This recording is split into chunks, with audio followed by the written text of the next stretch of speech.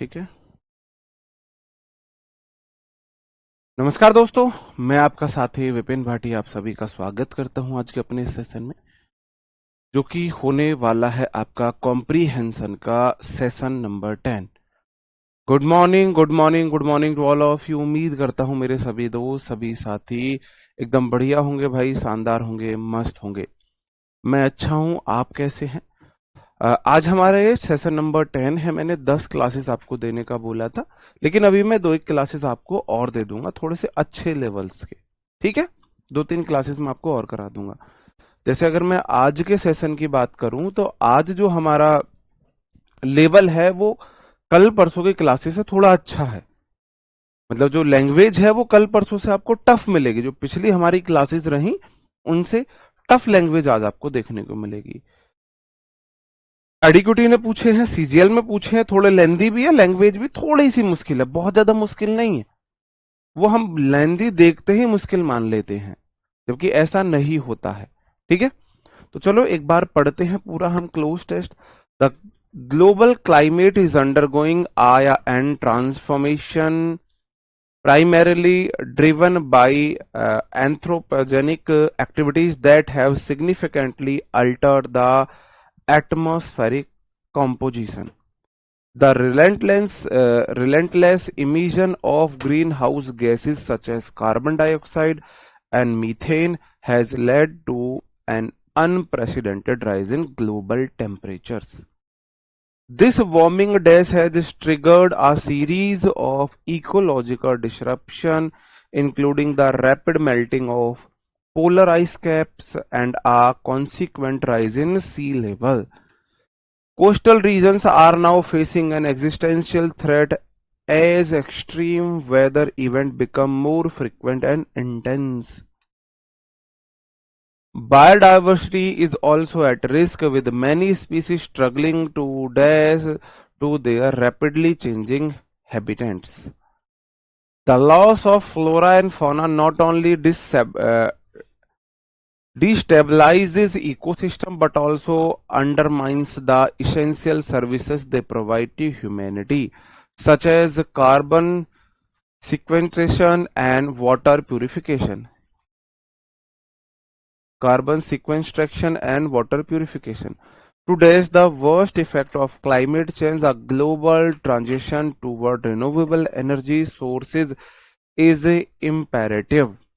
International agreements such as the Paris Accord aim to limit global warming to well below 2 degrees Celsius compared to pre-industrial levels. However, individual actions and systematic policy shift must work in dash to achieve meaningful progress. Without a collective commitment to sustainability, the environmental legacy we leave for future generations remains precarious.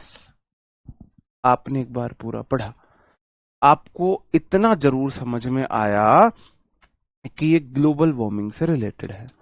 तो global warming के बारे में जो आपको knowledge है, जो आपने GS वगैरह में कैसे भी जो आपकी सेल्फ नॉलेज है, वो यहां पर आपकी जरूर मदद करेगी इसमें। ठीक है, चलो स्टार्ट करते हैं हम पहला क्वेश्चन से। The global climate is undergoing आया एंड ट्रांसफॉर्मेशन। ग्लोबल क्लाइमेट है वो गुजर रहा है एक ट्रांसफॉर्मेशन से, प्राइमरीली मुख्यतः ड्रिवन बाय एंथ्रोपोजेनिक एक्टिविटीज, जो मानवीय एक्टिविटीज है उनके द्वारा जो घटित हो रही हैं, that have significantly alter the atmospheric composition, जिसने पर्याप्त तरीके से क्या कर दिया है, बदल दिया है, एटमॉस्फेरिक कॉम्पोजिशन को बदल दिया है। Global climate is undergoing dash transformation. Ephemeral मतलब क्षणिक, शॉर्ट टर्म के। ग्लोबल क्लाइमेट जो क्लाइमेट है वो शॉर्ट टर्म चेंज से गुजर रहा है। ट्रिवियल मतलब नॉट इंपॉर्टेंट, कोई तुच्छ बोलते हैं, उससे गुजर रहा है। मार्जिनल मतलब वही थोड़े से चेंजेस से गुजर रहा है। सिस्मिक मतलब सिस्मोग्राफी समझते हो, पृथ्वी से संबंधित, पृष्ठीय तापीय जो होता है। The global climate is undergoing and seismic transformation, पूरी पृथ्वी में ही बदलाव आ रहे हैं, सिस्मिक ट्रांसफॉर्मेशन उसमें हो रहा है। एफिमेरल होता है क्षणिक, ग्लोबल क्लाइमेट क्षणिक ट्रांसफॉर्मेशन से गुजर रहा है, कोई इंपॉर्टेंट नहीं है वैसी ट्रांसफॉर्मेशन से गुजर रहा है। मार्जिनल ट्रांसफॉर्म नहीं, सिस्मिक ट्रांसफॉर्मेशन से गुजर रहा है वो। यार एक बात बताओ, पृथ्वी में ही तो ग्लोबल क्लाइमेट की वजह से पूरी पृथ्वी में बदलाव आ रहे हैं, पूरी पृथ्वी में बदलाव आ रहे हैं, ग्लेशियर पिघल रहे हैं, समुद्री तट तट जो है उनका लेवल बढ़ रहा है, बाढ़ आ रही है, फ्लोरा फौना नष्ट हो रही है, एग्जिस्टेंशियल क्राइसिस आ चुका है बहुत सारी स्पीसीज पर। तो ये तो पूरा सिस्मिक चेंज हुआ ना, पृथ्वी में पूरी में बदलाव आ रहा है। This warming dash has triggered a series of ecological disruption. यह वार्मिंग क्या, this warming has,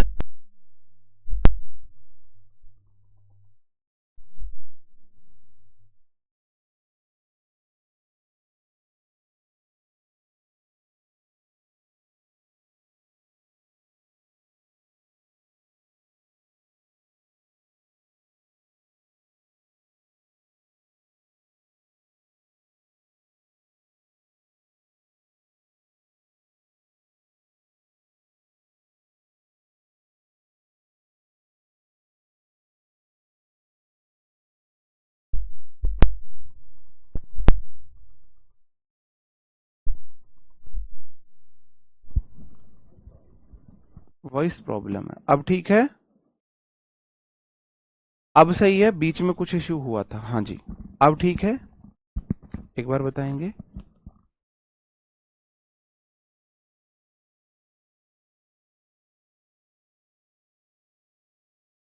this warming dash has, इस वार्मिंग ने, कौन सी वार्मिंग है, यह वार्मिंग की एक किस्सा है, यह वार्मिंग की एक परिकल्पना है,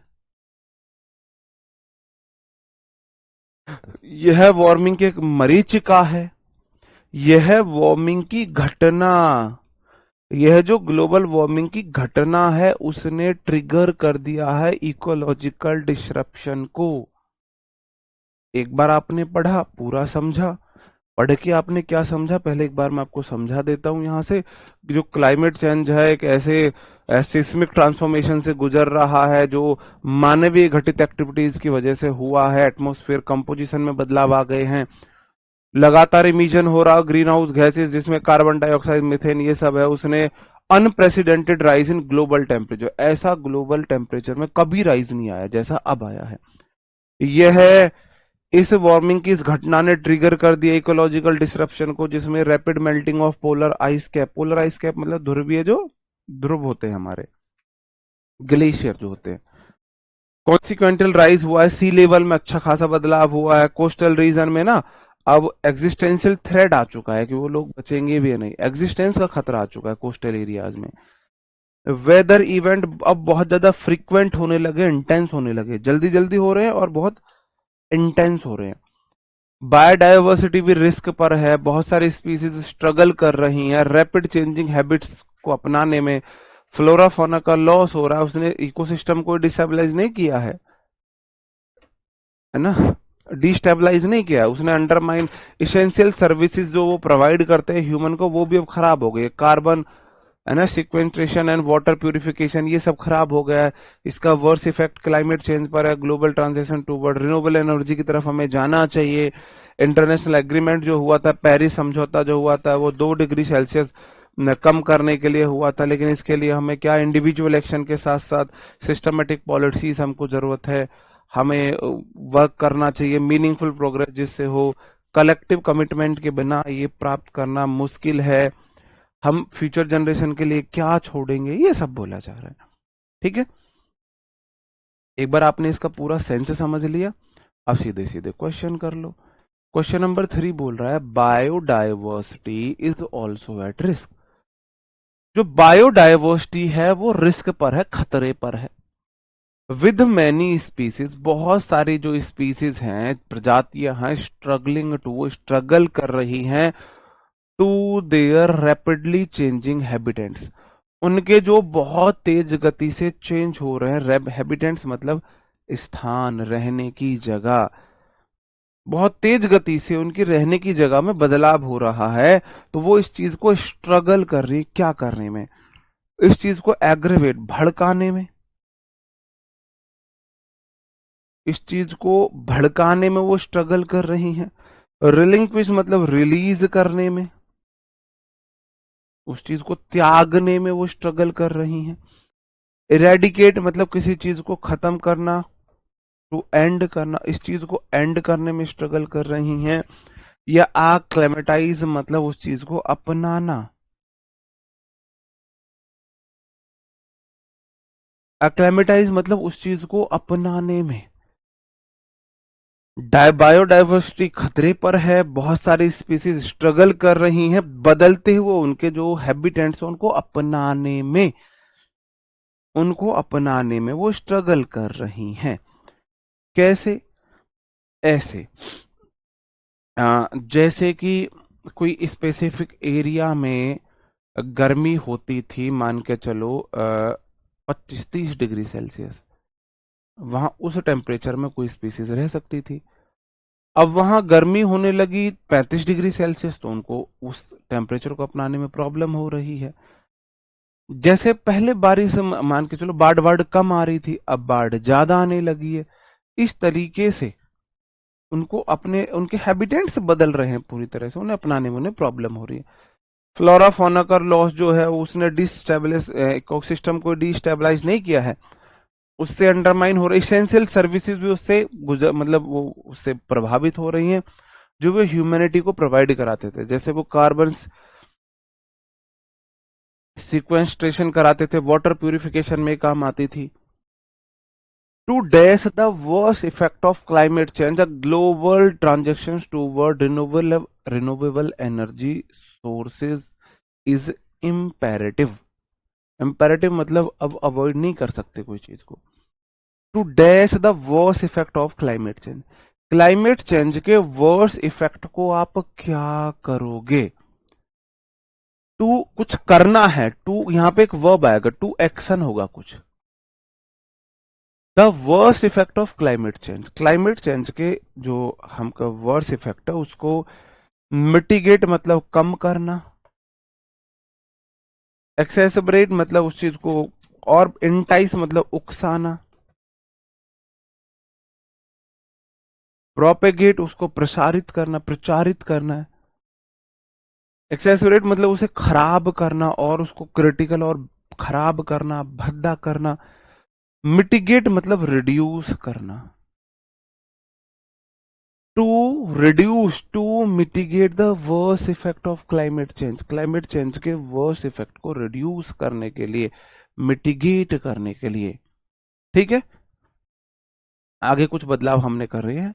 हाउएवर, हालांकि, इंडिविजुअल एक्शंस, इंडिविजुअल के action and systematic policies shift, systematic policy में शिफ्ट, किस किस में, इंडिविजुअल एक्शन में शिफ्ट होना चाहिए, और सिस्टमैटिक पॉलिसी में shift must work in dash, meaningful progress के लिए उन्हें क्या करना चाहिए, अलग अलग काम करना चाहिए, अलग अलग, अलग अलग। एम्बिग्युटी मतलब उन्हें थोड़ा भ्रम में काम करना चाहिए। डिस्कर्ड मतलब वही, अलग अलग काम करना चाहिए। टेंडम, टेंडम मतलब एसोसिएशन में,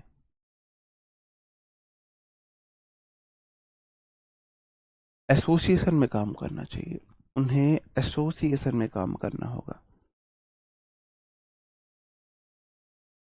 ठीक है, उन्हें एसोसिएशन में काम करना होगा।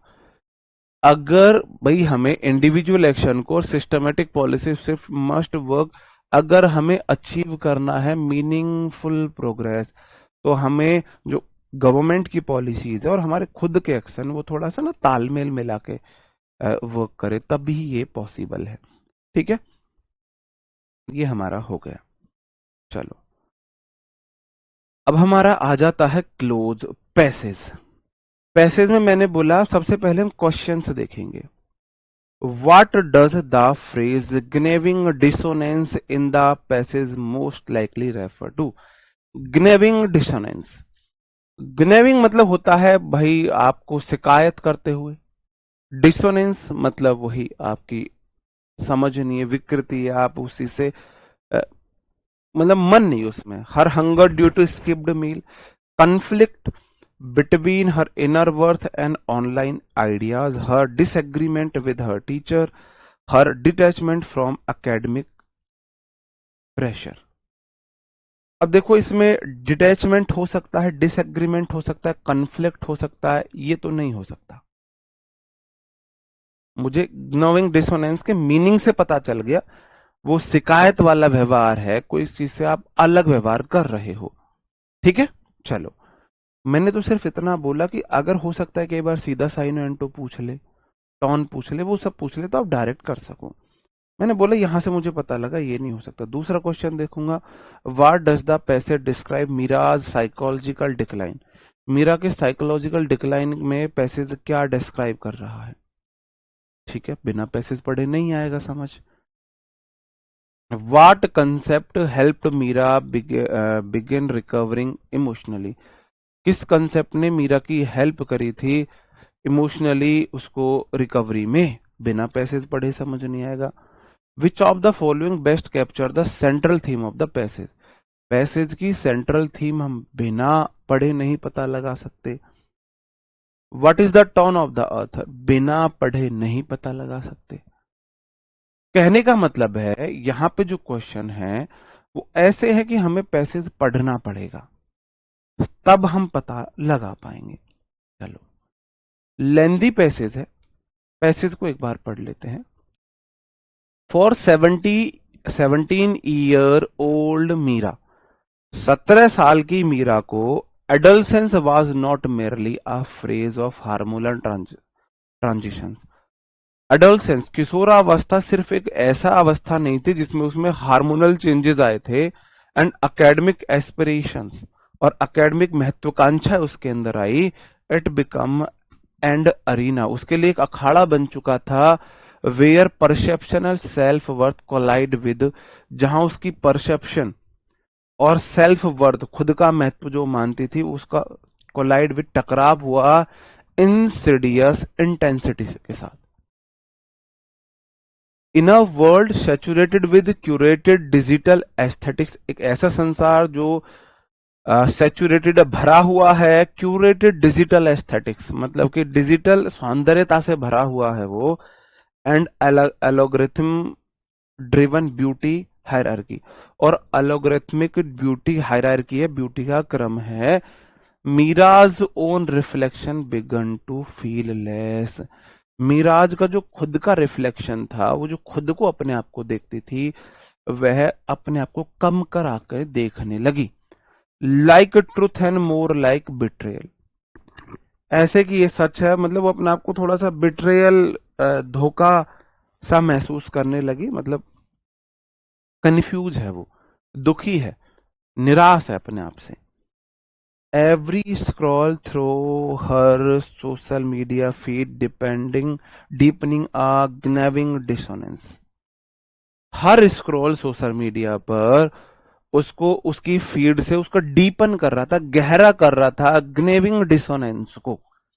ग्नेविंग डिसोनेंस मतलब between her aesthetic self and impossible silhouette idealised online, मतलब उसकी सेल्फ जो ऑथेंटिक सेल्फ है, वो वास्तविक वह क्या है, और सोशल मीडिया पर क्या दिखाया जा रहा है। सोशल मीडिया पर कौन आइडियलाइज्ड है, मतलब कौन सबसे बेस्ट परफेक्ट, इसका मतलब है मतलब कि सिलहाउतीज मतलब एकमात्र माप, जो मानक है। कहने का मतलब है सोशल मीडिया पर लोग फिल्टर लगा के अपनी लाइफ बहुत अच्छी दिखा रहे हैं, इसको अपनी लाइफ बहुत बुरी लगने लगी।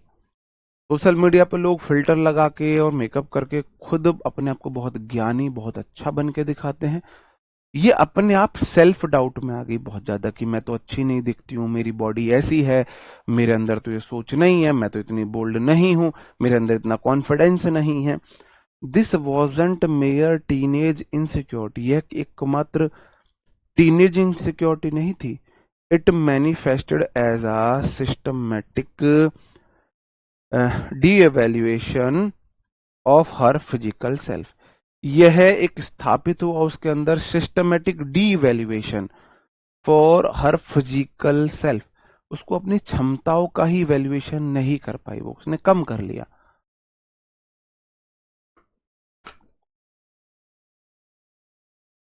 ठीक है।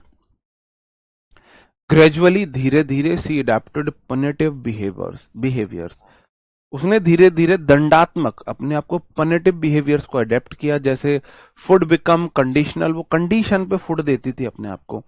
मिरर बिकम एडवर्सरीज, उसके लिए मिरर से दुश्मनी हो गई। And compliments transformed into cryptic reminders of inadequacy.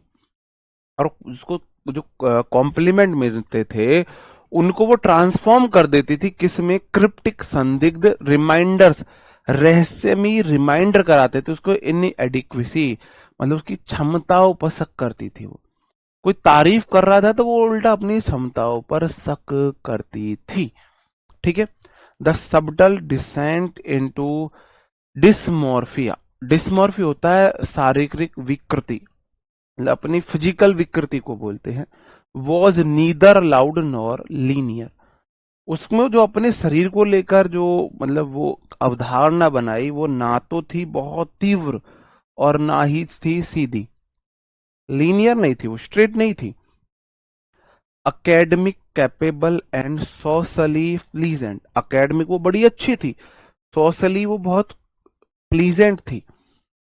Meera wore the mask of normality with precision, Meera ने एक मास्क पहना समाज के सामने, नॉर्मली का कि भाई वो सामान्य है, प्रिसिशन सटीकता से उसने एक मास्क पहन लिया। सबके सामने वो ऐसे दिखाती थी कि वह कितनी शांत है, कितनी अच्छी, कितनी नॉर्मल है सारी चीजें। यट, फिर भी, बीनीथ द प्रैक्टिस्ड स्माइल्स, उसके beneath the practical smile, practised smile, वो जो फेक स्माइल थी उसके नीचे वॉज अ क्वाइट इम्प्लोजन, उसके नीचे उसके अंदर एक विस्फोट था। मतलब टूटी हुई थी, वो शांत रूप से टूटी हुई थी, बिखरी हुई थी। सी बिगन विड्रॉइंग इमोशनली, वह इमोशनली पीछे हटने लगी। रेशनलाइजिंग हर डिस्ट्रेस, अपने दुख को तर्क करने लगी, मेरा दुख सही है, मतलब जो मैं दुखी हूं उसको तर्कसंगत सही ठहराने लगी। एज वैनिटी, मतलब एंड वैनिटी मतलब होता है घमंड और वो सब चीजें जो होती हैं। एंड ट्रिवलाइजिंग हर वर्थ, और अपनी वर्थ, अपनी वैल्यू को तुच्छ समझने लगी। The turning point came not with drama, turning point drama के साथ नहीं आया बट विद साइलेंस, साइलेंस के साथ टर्निंग पॉइंट आया। आ refuse to eat for days, उसने कुछ दिनों के लिए खाना बंद कर दिया। Which led to medical intervention, जिससे चिकित्सकीय मेडिकल हस्तक्षेप उसकी लाइफ में हुआ। Therapeutic engagement introduce to her to the concept of self distortion, therapeutic engagement मतलब उसका चिकित्सकीय एंगेजमेंट जब आया उससे उसे पता चला concept of self image distortion, कि तुम खुद के लिए गलत इमेज बना रहे हो, तुम खुद को गलत आंक रहे हो, अपने आप को अपनी ही नजरों से गलत देख रहे हो। And the emotional scaffolding required to rebuild her feature sense of identity, emotional scaffolding मतलब सपोर्ट जरूरत हुआ रिबिल्ड करने के लिए, फीचर सेंस ऑफ आइडेंटिटी, उसकी आइडेंटिटी को फिर से रीस्टैब्लिश करने के लिए उसे सपोर्ट चाहिए। थ्रू सस्टेन्ड काउंसलिंग, लगातार काउंसलिंग से मीरा डिसइंटेंगल्ड, मीरा ने अलग कर दिया सोसाइटल इम्पोजिशंस को फ्रॉम इंस्ट्रिक्टिंग वैल्यूज, उसने सोसाइटल इम्पोजिशंस को अलग कर दिया इंस्टिंक्टिव वैल्यूज से, इंस्ट्रिंसिक वैल्यूज से, she began to internalize that beauty is not a monolith dictated by culture. उसने बोला कि जो ब्यूटी है वो एकमात्र मानक नहीं, मोनोलिथ मतलब एकमात्र मानक ही है, मैंने वहां गलत बता दिया। डिक्टेटेड बाय कल्चर, जो कल्चर के द्वारा डिक्टेट की जाती है, but a spectrum shift by diversity. यह तो एक सीरीज है डायवर्सिटी की, हेल्थ एंड सेल्फ कॉम्प्रोमाइज के साथ। Meera's narrative is not a singular anomaly but a mirror to a large epidemic. मतलब ये कोई एक असामान्य सी घटना मीरा के साथ नहीं हुई है, ये बोल रहा है यह तो एक क्या है, एक मिरर है लार्ज एपिडेमिक का, ऐसी घटनाओं के लिए कि मिरर है, मतलब बहुत सारे लोगों में ये प्रॉब्लम आ रही है। Where teenagers battle unspoken wars behind flawless digital facades, जहां पर टीनेजर्स अनस्पोकन बैटल लड़ रहे हैं, किसके पीछे? फ्लॉलेस डिजिटल फैसेट्स मतलब डिजिटली दिखावे के सामने अपने आप से लड़ते हैं वो, ठीक है। Combating this require more than awareness, इससे लड़ने के लिए अवेयरनेस से ज्यादा चीजें चाहिए। It calls for critical media literacy, ये कॉल फॉर ए डिमांड करती है क्रिटिकल मीडिया लिटरेसी हो, एम्पैथेटिक एनवायरमेंट हो, सहानुभूति भरा एनवायरमेंट हो, सिस्टमैटिक रिडेफिनेशन हो चीजों की ऑफ ब्यूटी। भाई ब्यूटी की डेफिनेशन सिस्टमैटिक हो, बताई जाए, ब्यूटी नॉर्म्स की that extend beyond superficial matrix, जो सुपरफिशियल मैट्रिक्स से दूर हो। मतलब ब्यूटी ऐसा नहीं है कि तुमने बाहरी दिखावे को बता दिया है, ये सब है। पहला क्वेश्चन है ग्नोइंग डिसोनेंस बोला गया है, अब आप देख लोगे पैसेज में ग्नोइंग डिसोनेंस कहां पे जिक्र है। पैसेज में ग्नोइंग डिसोनेंस का जिक्र किया गया है, अब ढूंढो कहां पे है। ये रहा, between her aesthetic self and impossible silhouettes idealised online, यहां से आपको हिंट मिल जाएगी। हंगर उन्होंने स्किप किया, उसकी लड़ाई थी। Conflict between her inner worth, उसकी खुद की वर्थ वैल्यू क्षमताओं के बीच लड़ाई, किससे? ऑनलाइन आइडियल से, ऑनलाइन आइडियल्स और उसकी खुद की वर्थ क्षमताएं, खुद की वैल्यू से जो बीच में कन्फ्लिक्ट आया सोशल मीडिया पे। ये तो कितनी अच्छी दिख रही है लड़की, मैं तो इतनी अच्छी नहीं दिख रही हूँ, ये कितने अच्छे से बोल रहा है, मैं तो नहीं बोल रहा हूँ, ये कितने मतलब कितने अच्छे से अपने विचार रख पाते हैं, हम तो नहीं रख पाते हैं। इस तरीके से हमारे अंदर ना थोड़ी सी हीन भावना आ जाती है। मीरा साइकोलॉजी का डिक्लाइन के बारे में क्या डिस्क्राइब किया गया है पैसेज में? एब्रप्ट था, अचानक था, कन्फ्रंटियल था, सामने से था। उसके जो ये आया, उसके मन में जो भावना आई वो अचानक से आई थी, अचानक से तो नहीं आई थी, धीरे धीरे आई थी, पैसेज में बोला गया है ये। ग्रेजुअली सी अडॉप्टेड पोनेटिव बिहेवियर्स, खाना वाना छोड़ा, ये सब धीरे धीरे उसके अंदर ये चीजें आई थी, ठीक है। एरेटिक, अजीब सी आई थी, अटेंशन सीकिंग थी, उसे अटेंशन चाहिए थी, अजीब थी नहीं। सबटल थी, तुच्छ थी और इनवर्डली डिस्ट्रक्टिव थी। वोकल रिबेलियस नहीं थी, सबटल थी, कम थी और इनवर्डली थी, अंदर डिस्ट्रक्टिव थी, उसके अंदर ही अंदर वो उसको चोट पहुंचा रही थी, अंदर ही अंदर उसको नुकसान पहुंचा रही थी। कम धीरे धीरे आई, कम करके अंदर से उसको उसने चोट पहुंचाई। What concept helped Meera begin recovering emotionally? Meera को किस कंसेप्ट ने हेल्प करी रिकवरिंग इमोशनली रिकवर करने में? नर्सिसिस्ट वैलिडेशन ने, नर्सिसिस्ट आपको पता है आत्ममोह वैलिडेशन, मैं अच्छी, मेरे से अच्छा कोई नहीं। सेल्फ इमेजिंग डिस्टॉर्शन ने, सोशल विड्रॉल मैनेजमेंट ने, सोशली वह अलग हट गई। बिहेवियरल कंडीशनाइजिंग ने, उसके बिहेवियर की कंडीशनाइजिंग की गई नहीं। सेल्फ इमेज डिस्टोर्शन ने।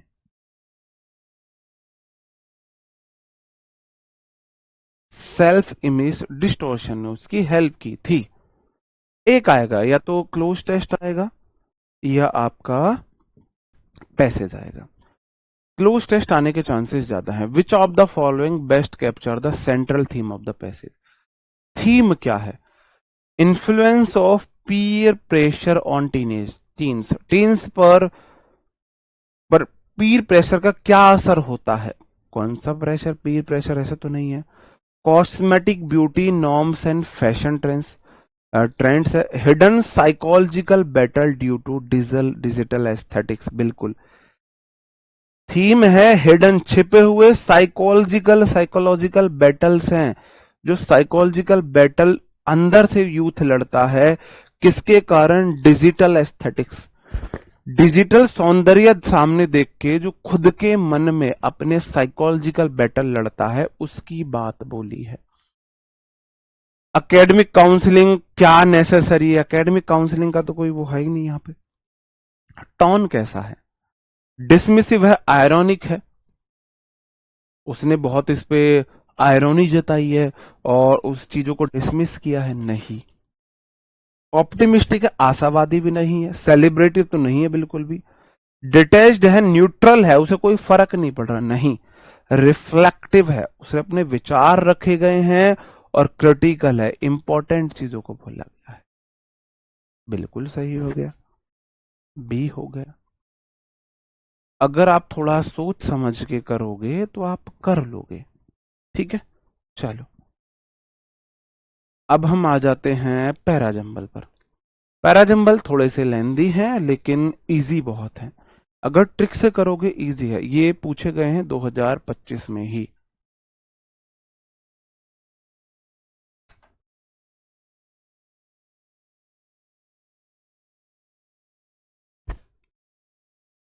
चलो पहले क्वेश्चन पे मैं आता हूं। दिस इज पार्टिकुलरली चैलेंजिंग इन, यह पार्टिकुलरली चैलेंजिंग है क्या? जिक्र नहीं है, ये शुरुआत नहीं कर सकता। As a result carbon capture and storage, जिसके परिणाम, नहीं हो सकता। दीज टेक्नोलॉजीज, ये टेक्नोलॉजीज, मैंने बोला दिस दैट दीज दो से सेंटेंस शुरू हो, मोस्टली ऐसा वो सेंटेंस स्टार्टिंग में नहीं आ सकता। ना एक पहले नंबर पे आएगा, ना दो आएगा, ना चार आएगा। एक से शुरू हुआ नहीं आएगा, दो से शुरू हुआ नहीं आएगा, चार से शुरू हुआ नहीं आएगा, तीन से शुरू हुआ आ सकता है। ये मैंने अपने एक तरीका देखा है, ट्रिक बनाई है। अब मैं यहां क्वेश्चन मार्क करके नहीं चला जाऊंगा, अब मैं यहां से अपना आंसर वेरीफाई करूंगा। समझे कैसे? सबसे पहले तीन, achieving carbon neutrality requires a significant reduction in emission across all economic sectors. Carbon अगर न्यूट्रलिटी आपको चाहिए तो इसमें सिग्निफिकेंट रिडक्शन होगा इमिशन में, उत्सर्जन में, इकोनॉमिक सेक्टर, सारे इकोनॉमिक सेक्टर्स में कमी आनी चाहिए। बिल्कुल तीन आ सकता है।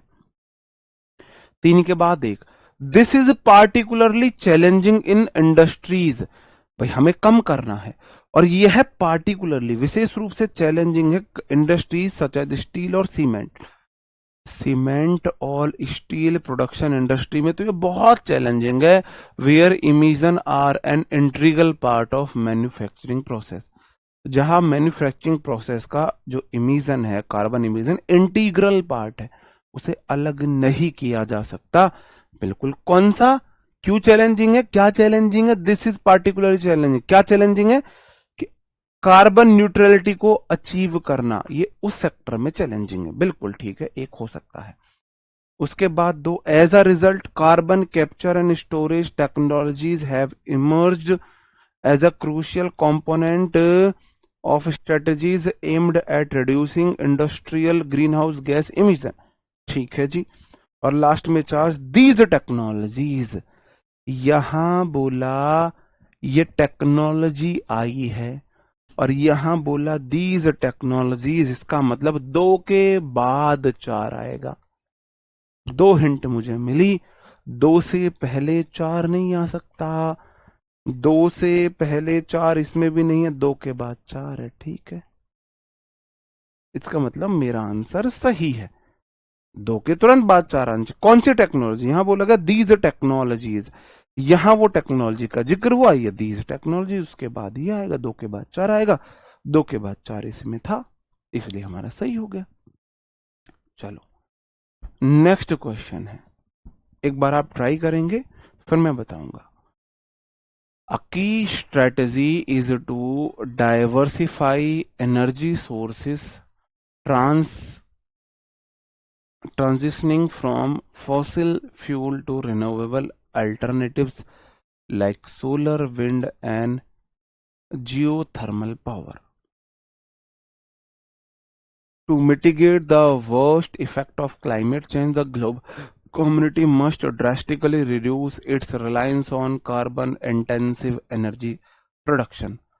This shift not only decreases greenhouse gas emission but also improves air quality and create new economic opportunities. यहां बोला गया है दिस शिफ्ट, यह शिफ्ट, पहले वो शिफ्ट कहीं हो जाना चाहिए, 3 से सेंटेंस शुरू नहीं हो सकता। ओके जी। एडिशनली, और आपने कुछ ऐड किया, 4 से भी सेंटेंस शुरू नहीं हो सकता है। अब या तो सेंटेंस 1 से शुरू होगा या सेंटेंस 2 से शुरू होगा, 3 या 4 से शुरू नहीं हो सकता है। अब मुझे हिफ से जो वो मिली है हिंट, दिस शिफ्ट, यह शिफ्ट, कहीं वो शिफ्ट देखो। To mitigate the worst effect of climate change, global community must drastically reduce, global community को रिड्यूस करना चाहिए उसका रिलायंस कार्बन इंटेंसिव एनर्जी पर, कार्बन इंटेंसिव एनर्जी रिप्रोडक्शन पर, उसको क्या रिलायंस को रिड्यूस करना चाहिए। मतलब कार्बन से मिलने वाली जो एनर्जी है, जो प्रोडक्शन है, कार्बन एनर्जी से जो मिलने वाली, हम प्रोडक्ट कुछ बना रहे हैं, उसके प्रोडक्शन में जो कार्बन एनर्जी यूज हो रही है, उसकी डिपेंडेंसी को हमें रिड्यूस करना है। A key strategy to diversify energy sources, हमें एनर्जी सोर्सेज को डाइवर्सिफाई करने के लिए की स्ट्रेटेजी क्या है? Transitioning from fossil fuels to renewable alternative like solar, wind, geothermal power. यहां ट्रांजिशनिंग की बात कर दी, बदलाव की बात कर दी, यहां बात करिए ट्रांजिशन, मतलब इस फेज में उस फेज में, यहां शिफ्ट बोला गया है, मतलब 1 के बाद 3 आएगा। अब 1 से पहले 3 गलत हो गया, 1 से पहले 3 गलत हो गया, अब 1 के बाद 3 आना चाहिए, 1 के, सॉरी, 1 से पहले, 1 के बाद ही तो 3 है ना, 1 के बाद 3 यहां पे भी है। ठीक है, 2 गलत हो गए हमारे। अब या तो ये ठीक है, अब या ये ठीक है। भाई 1 के बाद 3, यहां भी 1 के बाद 3 है।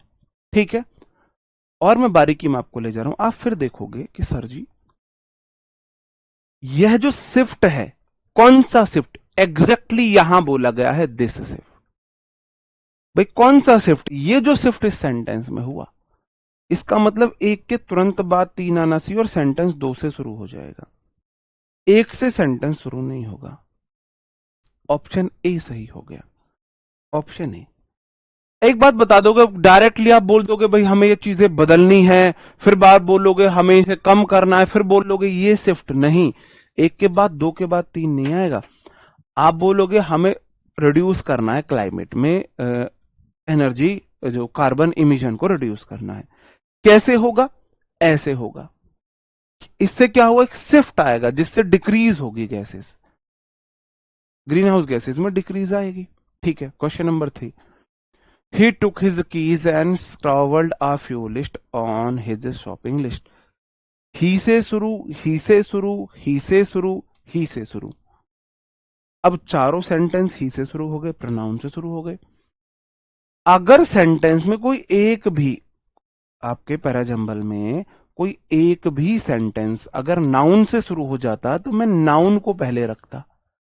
अगर चारों ही प्रोनाउन से शुरू हुए हैं, इसका मतलब अब आपके पास वो ऑप्शन खत्म हो गया। लेकिन अच्छी बात यह है, जब ऐसा आता है तो एक सीरीज को बताता है, इसके बाद ये हुआ होगा।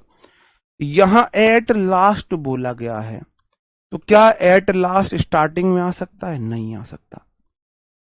एट लास्ट जितना बाद में हो सकता है उतना बाद में रहेगा। अब या तो आर से शुरू होगा या पी से शुरू होगा। मेरे को थोड़ी हिंट मिल गई कि मैं यहां भी आर को एस को नहीं रखना चाहूंगा।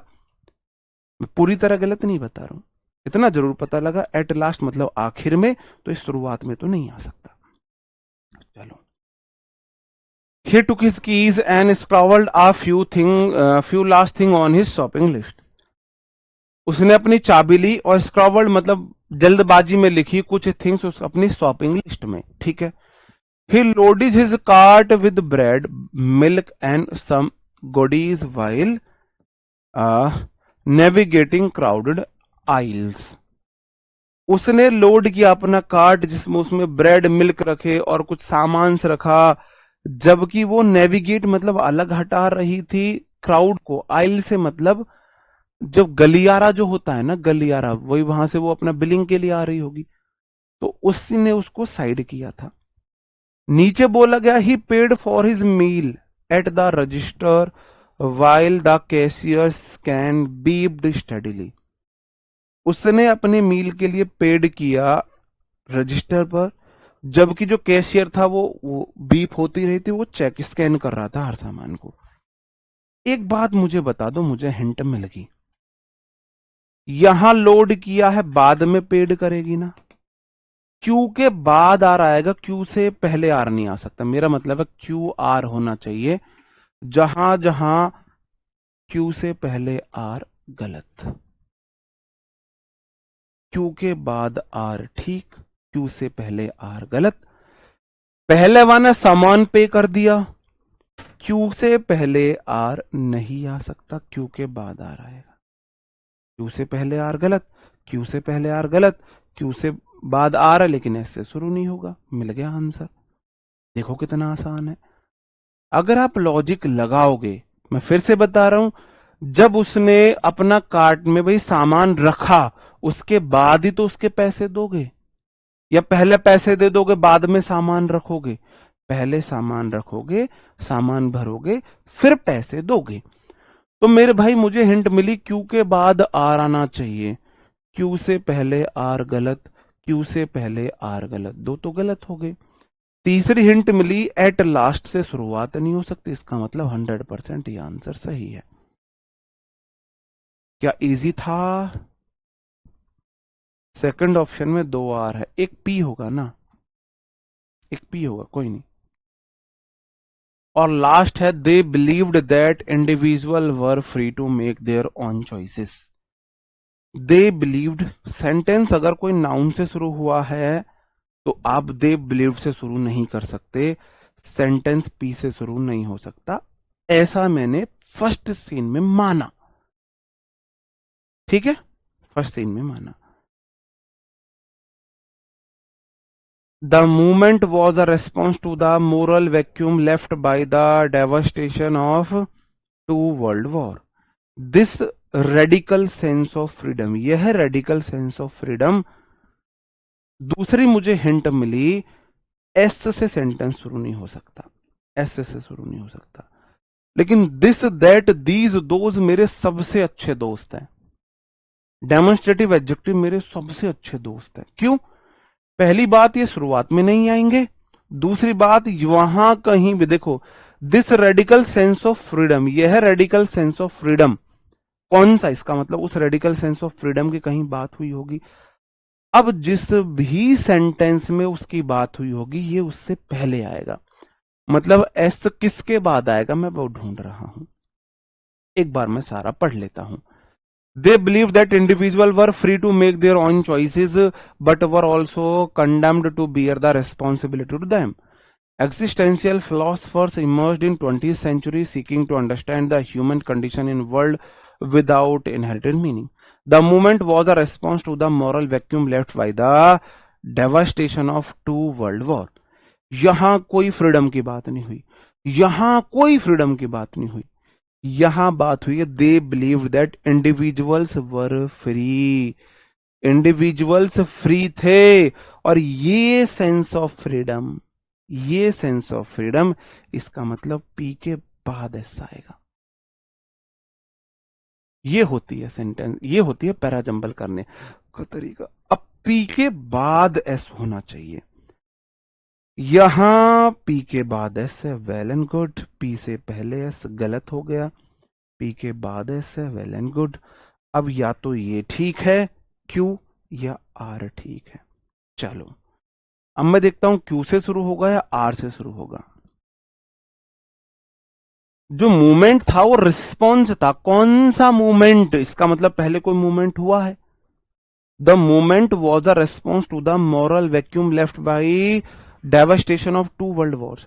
जो मूवमेंट था वो रेस्पॉन्स था जो वैक्यूम क्रिएट किया गया 2 वर्ल्ड वॉर के विध्वंस के द्वारा। 2 वर्ल्ड वॉर की तबाही से जो वैक्यूम क्रिएट हुआ, ये उसका क्या था, रिस्पॉन्स था। कौन सा, कौन सा मूवमेंट। एग्जिस्टेंशियल फिलोसफर्स इमर्ज्ड हुए थे 20वीं सेंचुरी में, वो सीख कर रहे थे अंडरस्टैंडिंग द ह्यूमन कंडीशंस को, world without inherited meaning, understanding the human condition in a world without inherited meaning में वो इस चीज की फिलॉसफी यहां पे पनपी। ये मूवमेंट मतलब क्यू के बाद आ रहेगा, इसका मतलब ऑप्शन बी सही हो जाता है। अंडरस्टैंड। थोड़ा लेवल आज मुश्किल था, 1-2 क्लासेस आपको और मिलेंगी, ऐसे ही लेवल की मिलेंगी, इससे भी मुश्किल लेवल की मिलेंगी, क्योंकि इजी से मॉडरेट लेवल मैंने करा दिया है, मॉडरेट से टफ लेवल अब हमारे चल रहे हैं। ठीक है, मैंने 10 क्लासेस का प्रॉमिस किया था, 10 क्लासेस हमारी हो चुकी हैं। अब जो आगे आपको और क्लासेस मिलेंगी वो सारी आपके लिए टिप का काम करेंगे। ठीक है, मुझे नहीं लगता पैराजंबल में मैंने आपको ऐसे कोई ट्रिक होगी जो ना बताई हो। जैसे ये बहुत हेल्प करता है, हमारा डेमोन्स्ट्रेटिव एडजेक्टिव सबसे बड़ी हेल्प करता है। This radical sense of freedom, यह फ्रीडम का सेंस। अब देखो किसमें फ्रीडम की बात हुई है, यहां फ्रीडम की बात है। इंडिविजुअल वर फ्री मतलब इंडिविजुअल को फ्रीडम मिली, इसके बाद ये आएगा मतलब इसके बाद ही आएगा ऐसे। और नाउन प्रोनाउन वाला सेंस बताया, सीक्वेंस बताया, बहुत सारी चीजें मैंने आपको बताई।